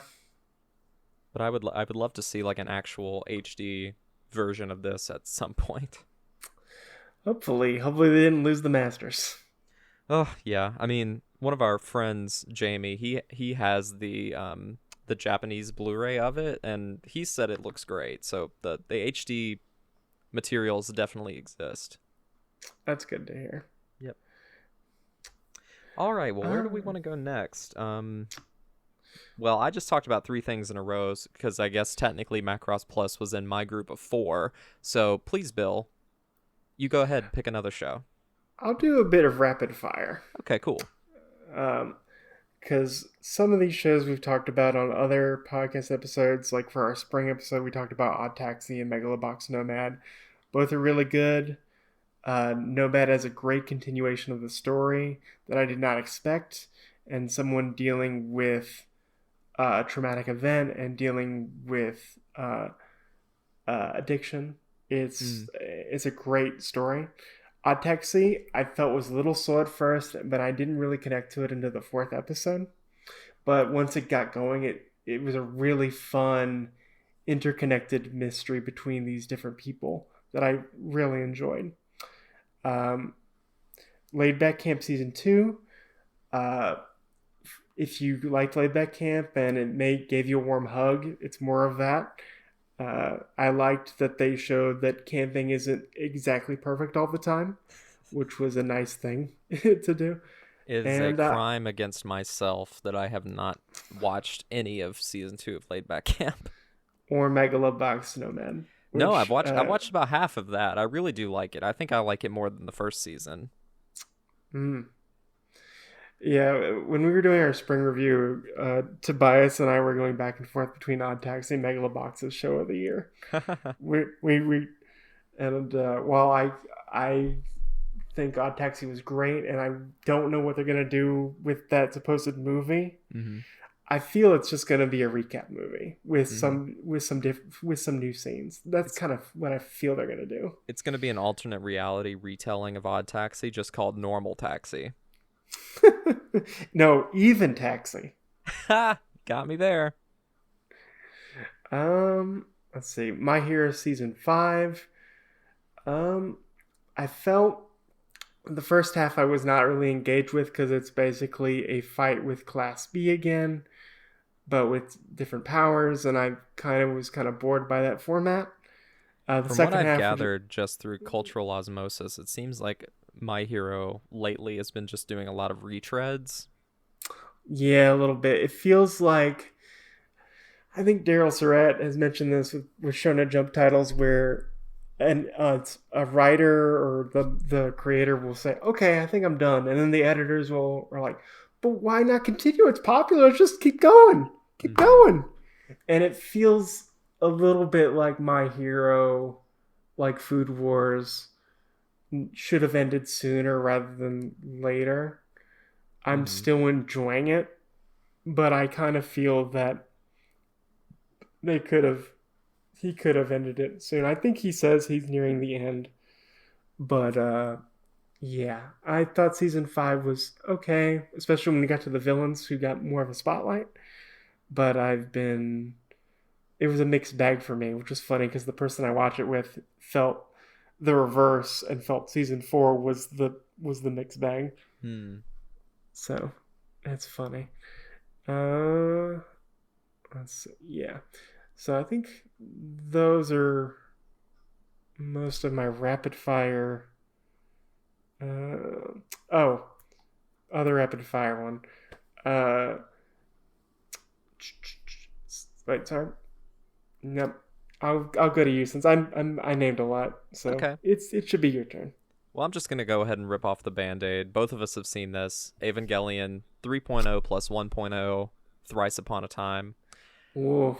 It Well, finally... that's a big band-aid. It is a big Band-Aid, and I'm not going to go too hard into it because we will eventually do a podcast on all of the Rebuild movies. We still owe people an episode on the end of Evangelion, so just bear with us. We will get to it, we promise. But to keep it simple, we've been waiting for this for a long time, and I did not know what to expect, and I don't think I was disappointed. I think I was honestly very satisfied with everything that we got in this final film. I think, to me, it's a satisfying conclusion of the story. It has a lot of quiet moments, which is something I think I didn't expect. I think those quiet moments were really my favorite things about it. It's the parts of the film that I think about the most, just in my day-to-day life, just thinking about the final film. It's like, it's the quiet moments of like the first act where they are, spoiler In the warning. village? Yeah, in the village that has like survived this, cataclysmic apocalypse that has ravaged the whole planet. And yet there are still people, trying their best to, do the work to rebuild civilization, do the work to care for themselves and their family and the people that are left. And I think that, that's just so uplifting, especially like when we live in a world that's just like currently being ravaged by a horrible sort of seemingly apocalyptic plague. Just to see this represented in Eva, where in the third film we're led to believe that it's like basically just Nerve and Vile that are all the people left on the planet, and then for them to basically say, nope, there's still some survivors out there and they're doing their best in the fourth film, I just thought was brilliant, and those scenes really stood out to me. The action scenes are absolutely over the top nonsense, and I couldn't be more happy with it. And I like the ending. So I'm pretty satisfied top to bottom. I think if I rewatched it, I'd probably find some things that I didn't like, but on initial sort of gut reaction whenever I just watched it that one time and all these months later, I liked it. I think I liked it too.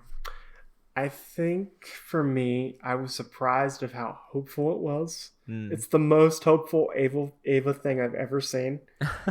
And I think the reason why that is, and my biggest takeaway from the Rebuild movies is that Anno didn't have a plan. He didn't have a plan. He kept changing things because he changed as he got older. Mm-hmm. Like, as you do. The Anno who did End of Ava is not the same Anno who did Thrice. No way. No way. And it feels to me that he kind of went with the whim of how he was feeling about the characters and how he was feeling at the time.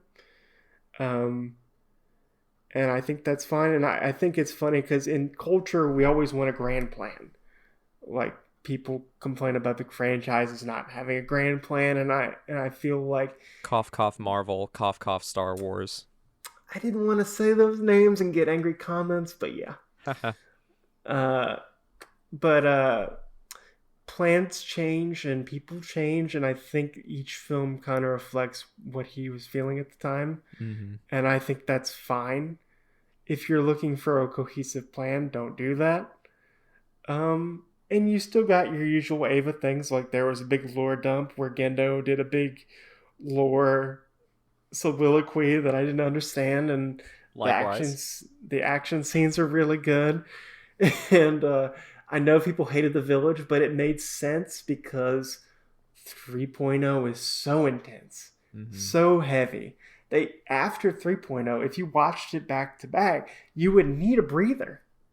So narratively, it made sense to have that breather because Shinji had been through all the trauma in 3.0 and he needed a rest. So it made sense to me. and I liked it. It was very cute. Mm-hmm. Now, I would also say watch this movie in 2 sittings because it's very long. It is long. It's one of the longest anime movies I've seen in recent memory. I'm really excited for the Evangelion Thrice Upon a Time Snyder cut.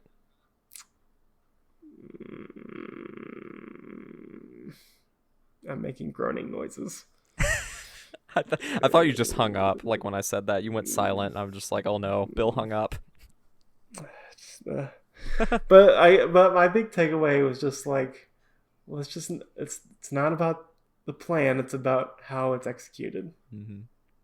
Would be my big takeaway. And I think for what it is, he did pretty well. And there's always going to be fan people that get upset. Like people got upset about the village, and people got upset about the ending because of it's not the ship they wanted.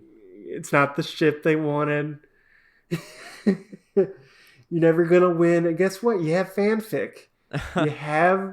you have your own world to make it the way you wanted. Mm-hmm. So that's what I would say. Bill, you watched a lot of anime. I don't know if you know that, but you did. Yes, I did. It's because I have a co-pilot that's insane and likes to do 4 episodes a day. at a minute. He sent me a text yesterday or today that said, I wish we could do 10 episodes in a day. Oh my gosh. I laugh because I can do 4 at my minimum and maybe 6 to 8 if I'm really engaged. Yeah, man, that just even the thought of that just burns me out. I don't know how your co-pilot manages, but you know, different what is it? Different strokes for different folks. I almost said different boats for different folks, and I'm just like, I know that's not it. So rapid fire. I started the Reincarnated as a Slime series. That's pretty popular. It has 3 seasons. I got through the first season, and I really enjoyed it because it was very much a over-the-top power fantasy, where you would think a slime doesn't have that much power, but he's able to consume a dragon and consume a bunch of powers, and he just becomes OP.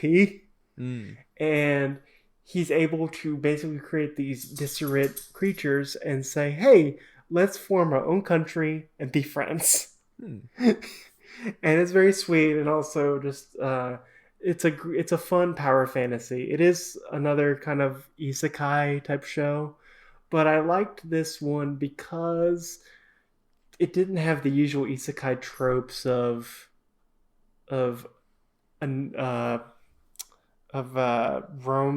Well, actually, didn't have the harem stuff going on, which is not my thing. And it does have the thing of man from other universe comes to this universe and his knowledge makes him OP a little bit, but it's not as common as in other shows, it's not as prevalent because of his slime power, which is pretty fun. I'm waiting for Reincarnated as a Lime, and it's like about a guy that gets turned into a lime and then made into put into a margarita. And then his ultimate villain for the season is a Corona bottle. Yes, exactly. Makes sense. Yep. Then I did My Next Life as a Villainess, All Routes Lead to Doom. Not the other Villainous show. Sorry, Erica Friedman. I know I need to watch the other one or try it out. It's a manga. That one's a manga. I thought it got an adaptation. If you're thinking of I'm in Love with the Villainess, that's just a manga. I mean, sorry, a light novel. The light novels just have 2 similar titles. It's confusing. I'm sorry. All is forgiven. Me need to be better. So, but Villainous was fun because it is a comedy harem for the most part, but it's the fun part is just the main character is completely oblivious and overthinks everything, and it's very much funny yuck. So I enjoy it for that. Mary Hunt is the best. Go Mary Hunt team. She's the best. Then I did Don't Tease Me, Miss Nagatoro. That's another very yuck show. It's become a new subgenre I've noticed in anime where it's insecure boy gets teased by girl Mm. and form romantic relationship potentially. Like you see this in teasing Takagi-san and this show, and there's like another one I'm forgetting, but it's kind of becoming its own weird subgenre. I guess you could count. It's not quite the same thing, but Tonari no Seki-kun, my neighbor Seki-kun, or something like that. Something like that, yeah. It's the boy just driving the girl insane by like just doing weird stuff in his seat. But like she can never prove that he's doing anything weird. Mm. So it kind of sounds like it might be part of that genre. Mm. Then I did Magic Kaido, which is a spinoff for Conan. It was okay. It was very much discount Lupin the Third. Sorry, my co-pilot. I know you're a Magic Kaido fan. I think he's overhyped. I thought it was fun, but I wouldn't say it was my favorite thing in the world. Um, I did a bunch of Lupin movies, which your mileage may vary. I thought Columbus Files, aka Fuchika's Unlucky Days, was fun because they had the voice of Buggy the Clown as the main bad guy, and I loved his voice actor in Japanese. Dragon of Doom, which is a Goemon focused one, had some good animation, but the story bored me to tears. And I watched a lot of Conan movies, which, if you want to hear me talk about Conan movies, you can check out our episode on Strategy Above the Depths, Yeah, which we is did that Conan not movie too long ago. which is Conan movie number 9. Mm-hmm. But I think the big thing I want us to talk about is a show we've been watching together called Glass Mask. Glass Mask is a show from the 80s that basically follows this girl who is a acting prodigy. And I hesitate to want to say too much because I think there's enough here that we might be able to do an episode on it. But like, we've been watching it together. That's the show we're getting through right now, and we're about halfway done, and it's very good in the sense that it's absolutely insane. Like, and very over the top. Very over the top. Like, it's based on a shoujo manga, but the things that happen to our main character are just like so over the top, so ridiculous. She is so like constantly abused by like everyone and stabbed in the back at like every turn, but she ends up like persevering consistently and being like stalwart in her commitment to being like a really great actress. And you just never, it's one of those shows that you just never know what's going to happen next because so much happens all the time and it's always very unexpected. But you can know for a fact that the main character is going to be miserable. And the thing is, it makes sense because this is very much common in the shoujo genre from what I've heard from smarter people of that era, because this is from kind of the 70s, 80s shoujo. Like, this would be in the same family as Dear Brother, which I also started this past year but didn't finish, and Rose of Versailles, whereas a lot of young girls with very heightened emotions going through things that in the grand scheme of things are probably not that important, but to them it's the most important thing in their entire lives that they live and die on. And it is very much like if you watched a soap opera growing up, like your General Hospitals, Bold and the Beautiful, that type of stuff, you would you could relate to somewhat because that heightened emotion is very common in soap operas. Yeah, it's like this hyper reality where like all the stakes are really high, even for things that reasonably seem not that important. But it's just so brilliantly tightened to like that extreme, that like turned up to 11 sort of energy, that it's like constantly entertaining and compelling. Just a truly wild ride. Oh yeah.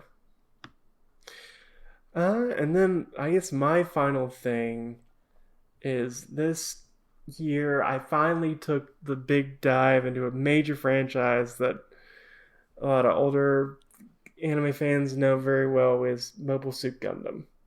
It's funny. We're kind of approaching this from different angles, but I've also been really getting into Gundam, probably a little bit longer than you have, like maybe a year prior. But yeah, I've definitely watched some Gundam this year too. Yeah, I've been watching the original Mobile Suit Gundam. I'm about halfway through, Mm-hmm. and I didn't finish. I kind of fell off of it, but I want to go back. Uh, but I really enjoy it because you could kind of see the germs of Ava Mm-hmm. in original Gundam because it is a it is a younger person dealing with a heightened trauma and dealing having to deal with the weight of responsibility and him not having the big support group that similar to Shinji in Mm-hmm. Ava. And it was kind of funny because I could see the parallels with Shinji and Amuro Ray where they're very emotional and they're dealing with the after effects and dealing with the trauma uh, outright. Okay, hot take. Does that make Bright Noah Misato? Ooh. I think I'm on to something. He doesn't have a penguin though. No, no penguin. Though they do have the robot friend, Haro, yeah. Haro. That does help sometimes. Mm-hmm. So, that does help. Mm-hmm. Um, but I've enjoyed it for what it is. I'm enjoying the story. I also picked up the first two volumes of Gundam: The Origin, and have basically found out that's just a retelling of the original anime, but the art by Yasuhiko, who was the character designer on original Gundam, is really good. And it makes up for the retelling. I'm just loving the art. It's very long, but I will probably pick up those volumes very slowly because they are not cheap. Uh, but I'm enjoying them. Mm-hmm. Uh, and I'd like to finish original Gundam either through the manga or maybe start back up with the movie trilogy, which is the compilation movies. Mm-hmm. Mm-hmm. Yeah, I watched the original compilation films. I've seen Gundam War in the Pocket, and I right really want to now, see that. yeah, it's very good. Um, and I'm currently watching Zeta Gundam. In fact, I'm going to be watching some Zeta Gundam tonight because I'm challenging myself to watch one episode a day until I get through it. So I'm going to try and stick to that. But yeah, Gundam's really good. I'm glad I'm finally getting into it, and that you're not, and then you're also getting into it just in a slightly different way. So that's pretty sweet. Yeah, I would like to eventually get to Zeta and watch War in the Pocket. Mm-hmm. Um, I think that would be uh, a fun thing to do down the road. I don't know if I'll ever convince my co-pilot to get into Gundam because that's not his jam, but that is fine. You might be able to convince me. We'll see. I don't know. That's a long series, You're right. You're right. so Well, it'd take us a while. it would. So you did your rapid fire. I'm gonna do mine real fast. I don't have quite as much, but I did watch the comedy anime from I think 2015 called Tanaka-kun is Always Listless, and it's a very another soft, dry comedy about a kid who's just really, really lazy, and Seems like we have a trend here. yeah, I've been watching a lot of dry comedies. I watched a lot of them last year. Lots of comedy, slice of life stuff in general, but it was a very sweet show, very silly.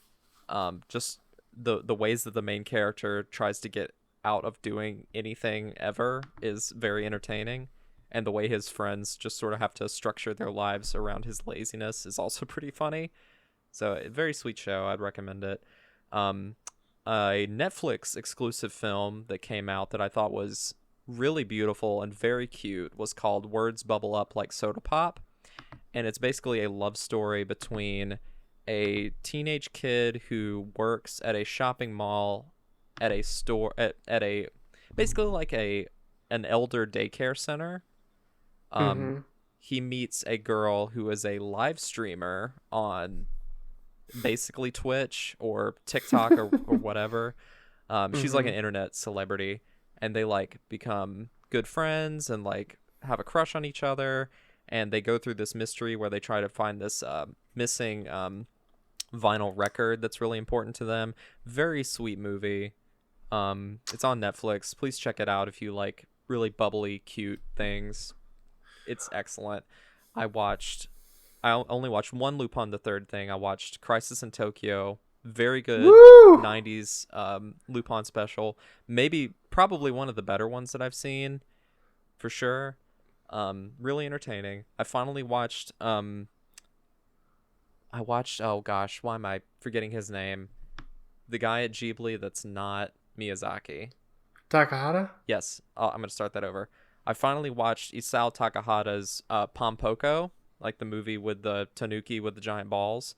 Very good. Very slow, like most of his movies, but still really good. For my anime Secret Santa, for my anime Secret Santa, I watched Time of Eve, which you can read about my impressions of that over on our website if you want to see more about that, but I thought it was okay. I watched the samurai film Sword of the Stranger. I watched the first season of The Promised Neverland, which was really good. I'm not going to watch the second season because apparently it's kind of a mess, but I'll probably You just gonna read the manga. read the manga? Yeah. And the nice thing I heard about Promised Neverland is that the manga said, "No, I'm done," and didn't try and go on forever. It is a very compelling mystery. I like the world built that these kids sort of have to find their way out of. It reminds me, the machinations and the planning remind me a lot of Death Note, even though it's very different than Death Note, and also like hints of Attack on Titan as well. So I think that's in a big way why it took off, is because it has, a similar vibe as some of those things that have been very popular, and the characters are, really compelling too, just to watch them try and get past these just like completely insurmountable odds, like things that you could think there's no way that they can survive this, and they figure it out.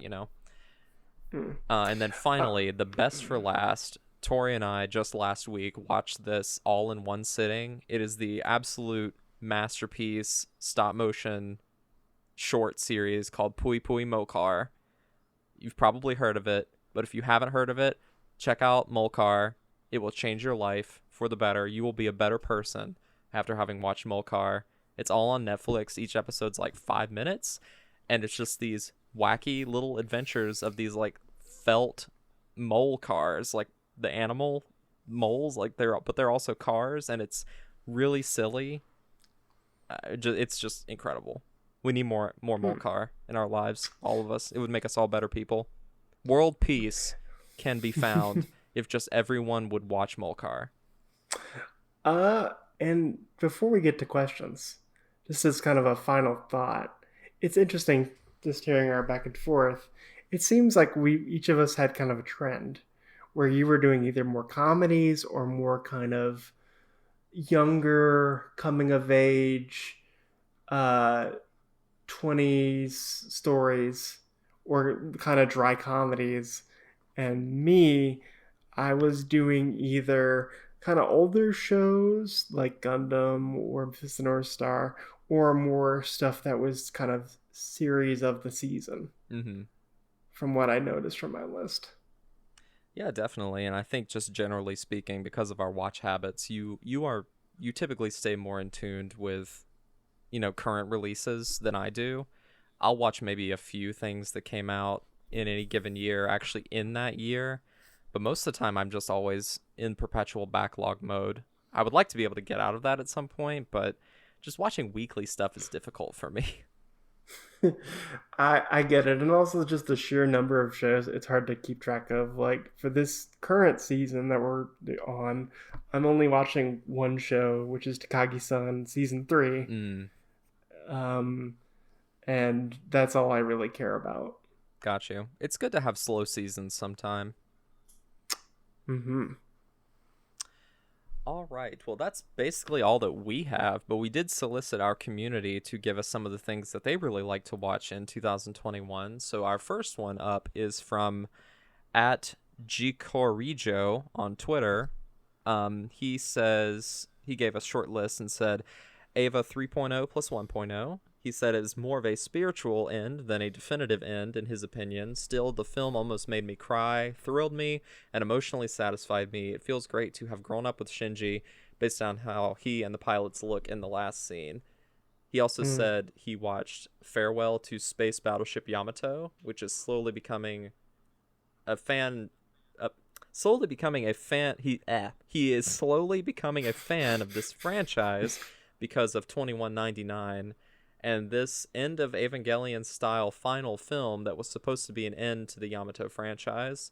I'll kind of quickly go through some of these. Oh, what were you going to say, Bill? Just to comment on Yamato. Yamato feels very much like a franchise I would really dig. Mm-hmm.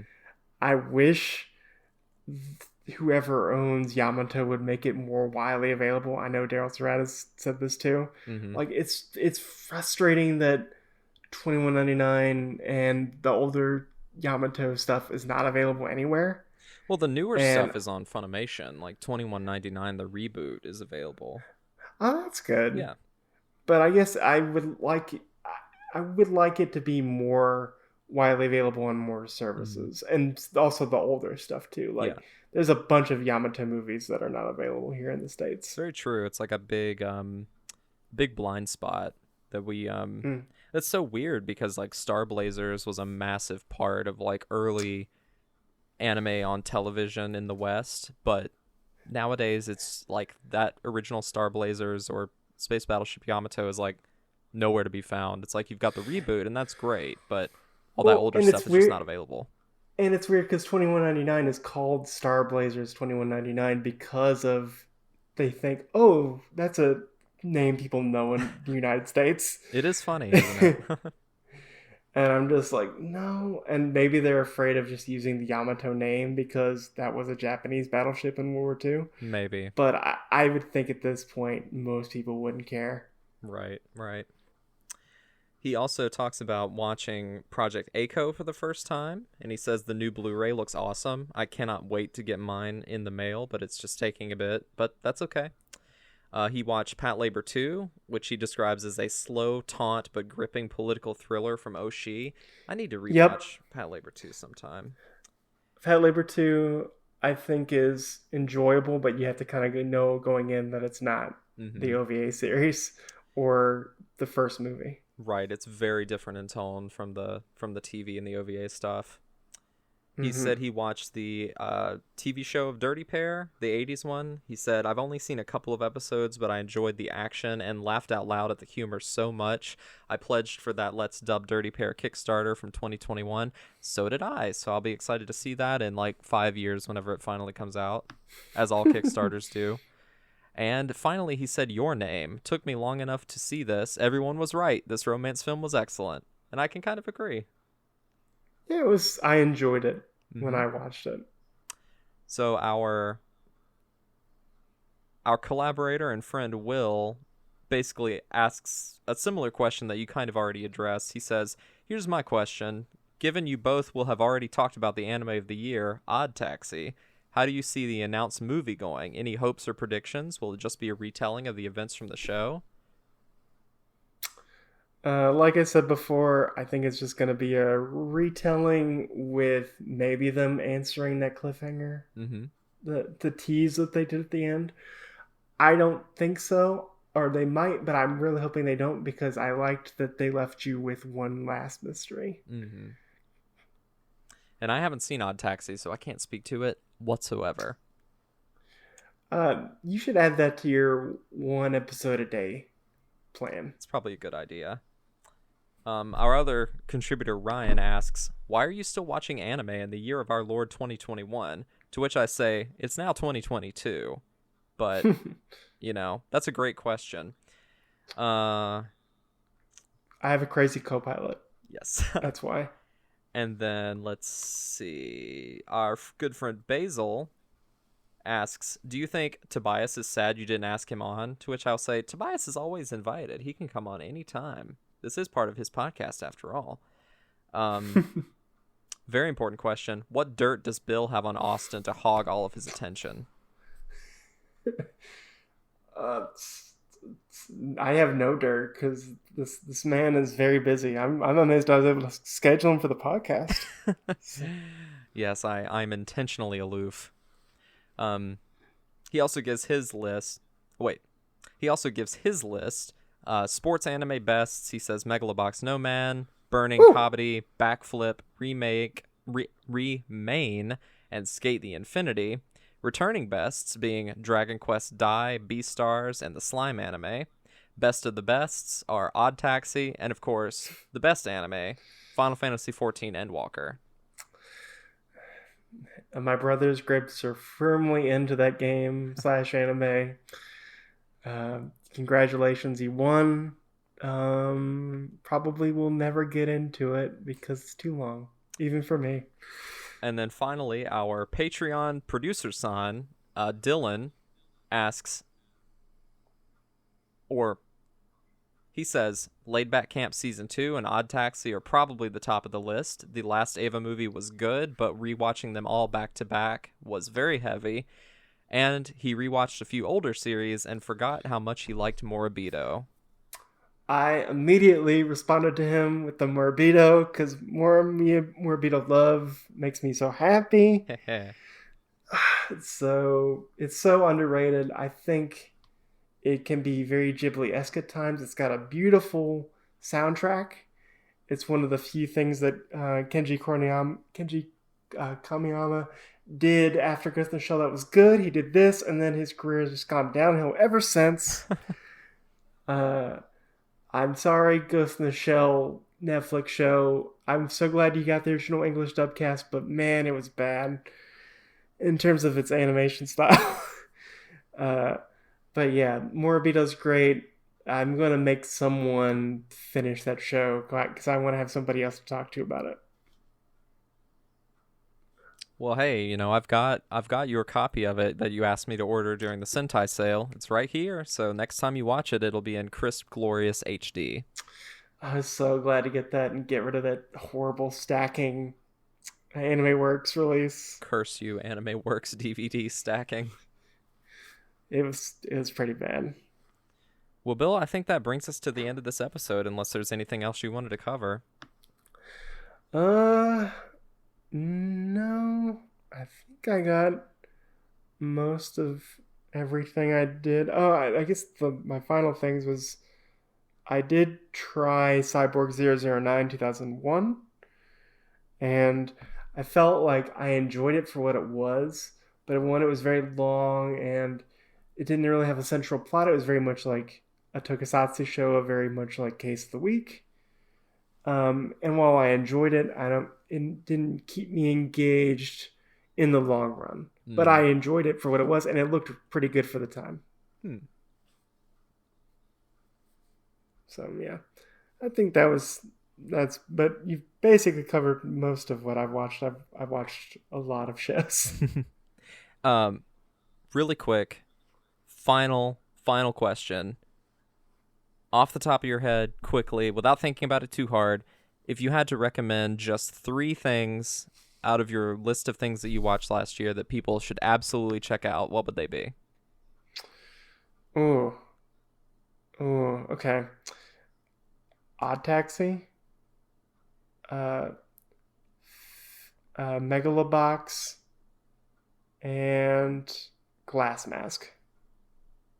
Okay, and I'm gonna answer mine, and I'm gonna try and gear it towards things that people don't have to have seen other things to enjoy. So I'm gonna say Wave Listen to Me, Hinamatsuri, and Molcar. Okay, if I can't have anything you have to priorly watch, I'll take Megalobox out. And I'll put in Macross Plus. Nice. Yeah, I would agree. You don't really have to see anything else to enjoy that one. All right, Bill. Well, thank you for joining me in this look back at our 2021. Hopefully, in a year from now, we'll be doing the same thing for 2022. And yeah, Yeah. it was a lot of fun. Yeah, same. It just reminds me of all the crap I've watched Yeah. and how I've watched so many shows. It was like a season's worth of shows. Yeah. It's Um, always nice to reflect. Always nice to reflect, and I would love to do this again. Let's do it. All right. Where can people connect with you on the internet? You can find me on Twitter, WBForma999. I'm either talking about East Asian movies I've been watching, like recently I've been watching a lot of the Once Upon a Time in China films with that nice Criterion set. Very good. Or you can see my comic book manga thread that I'm going to keep throughout the year and just keep track of every comic and manga I've been reading. Excellent. And as far as myself, you can find me over on Twitter at BebopShock. Over there, I'm mostly just making stupid jokes that come into the top of my head, or retweeting people that are funnier than me or more talented than me, or cool Bloodborne art, and keeping a thread of all the video games that I'm watching this year. Also, you should follow me on Letterboxd. I'm also Bebop Shock over there, where I talk about movies that aren't anime. I like to watch a lot of movies. I watched a lot of movies last year, and I want to keep up that momentum.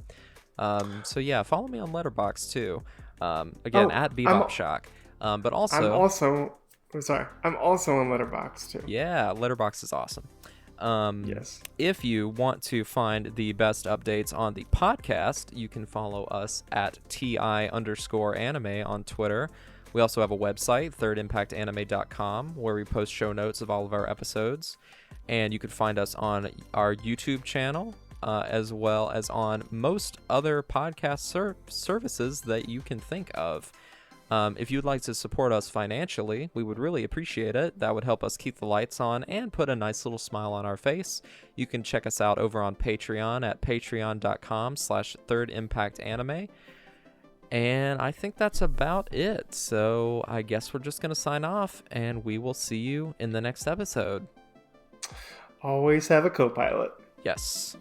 Good night, everybody.